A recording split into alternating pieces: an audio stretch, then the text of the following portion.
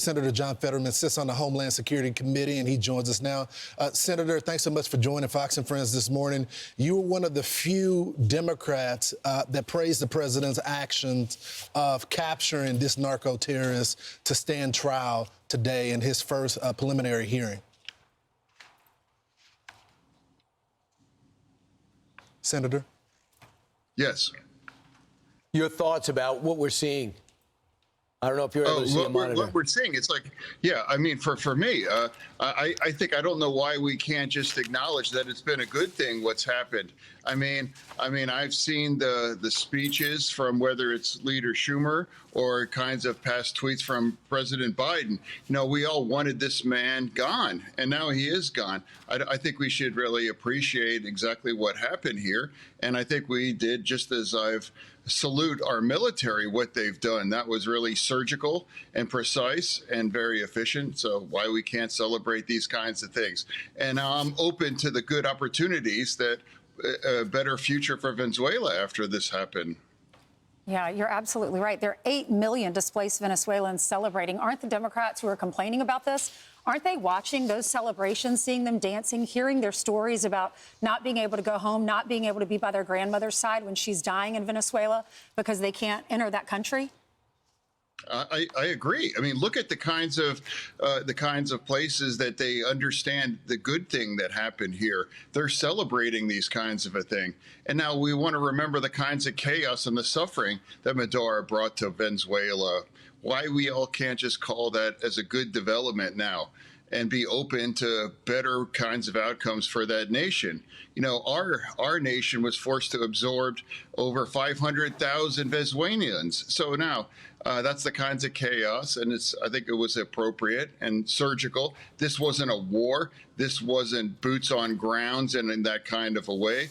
This was surgical and very efficient, and I want to celebrate our military. And now they're also putting him on a trial. They didn't assassinate him. They didn't disappear him. He's actually on, our TV right now, and they're going to give him a trial right now. Good point, yes. You know, Senator, I know you're not part of the Gang of Eight, but we're expecting a briefing from the Secretary of State, the Secretary of War, as well as the Attorney General and the FBI. What does Congress need to hear from them? I feel like the administration has been quite transparent, but you guys are going to receive a classified brief in the Gang of Eight today. Yeah, well, I mean, everybody wanted to see about that video about that boat.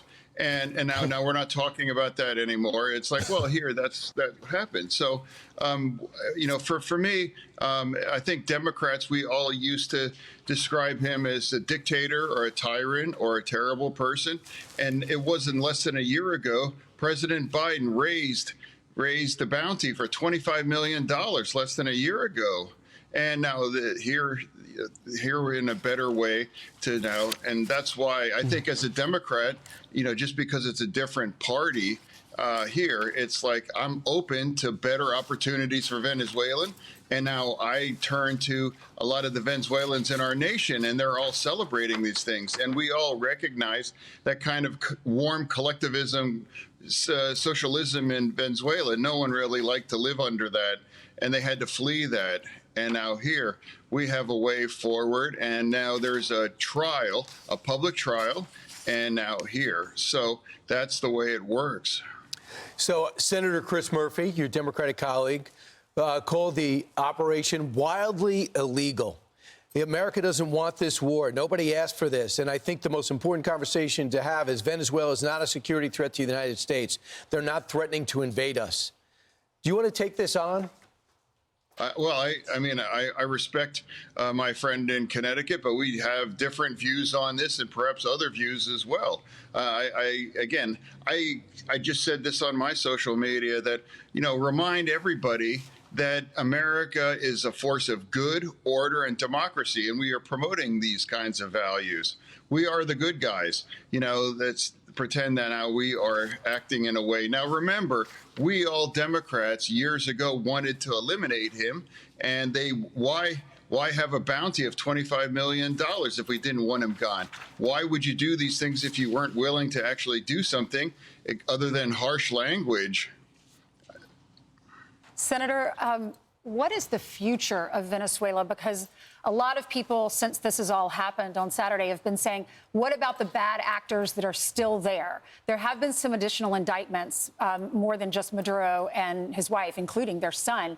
But what about the bad actors that are still in the Maduro camp that are living in Venezuela? How do you clean up a country when there's still people who support him? Yeah, again, for me, I'd like to also make a point. You know, so many people were freaking out about the Iranian strikes, you know, or last year. I absolutely called for those things, and I supported those kinds of things. You know, the Middle East didn't just, you know, just spiral, and it was much more peaceful.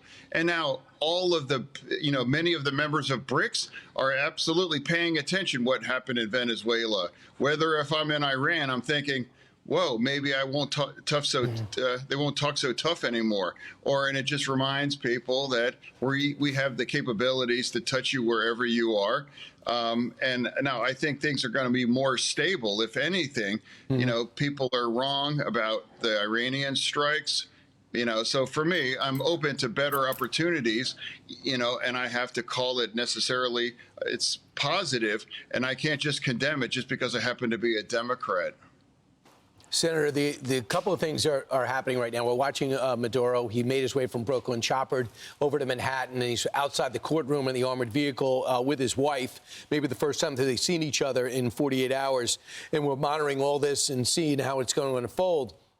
But, Senator, as you look at the infrastructure that's still there, it's a risk. But the President Trump also saw what happened in Iraq when the entire government was taken out and they scrambled and the military wasn't paid. What he's saying is, I'm going to get out the main problem, but for the moment, to take out everyone keeping the buses running or the subways or whatever they have going probably would lead to so much unrest that thing could spin out of control. So it's a bit of a risk leading some of these bad actors in place, but it's a risk as if they've learned from what happened the last time we had to remove a brutal dictator that challenged the country.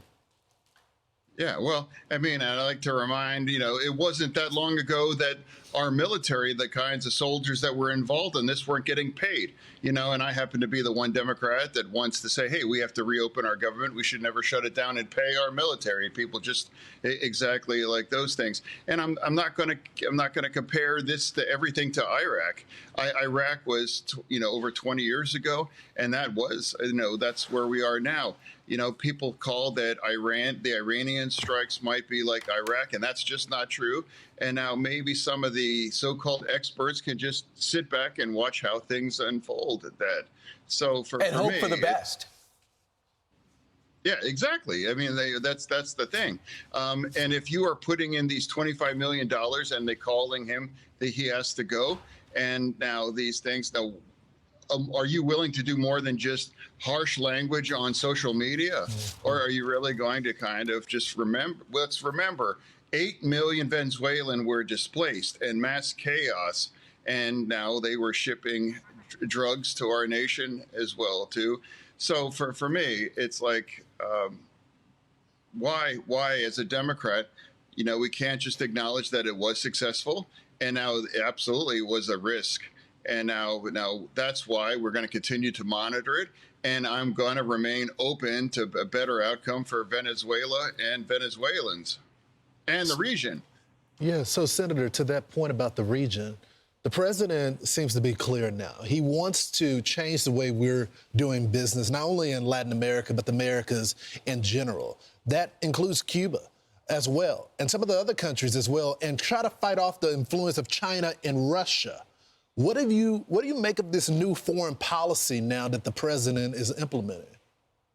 I'm saying that, you know, what I've seen, whether it's Iran now and Venezuela, it's like putting some of these actors accountable beyond just some rough language on social media. So that's where I'm at. And now how many experts call that the strike in Iran would spiral the region and create all kinds of mass chaos? That's just absolutely not true. That just didn't happen.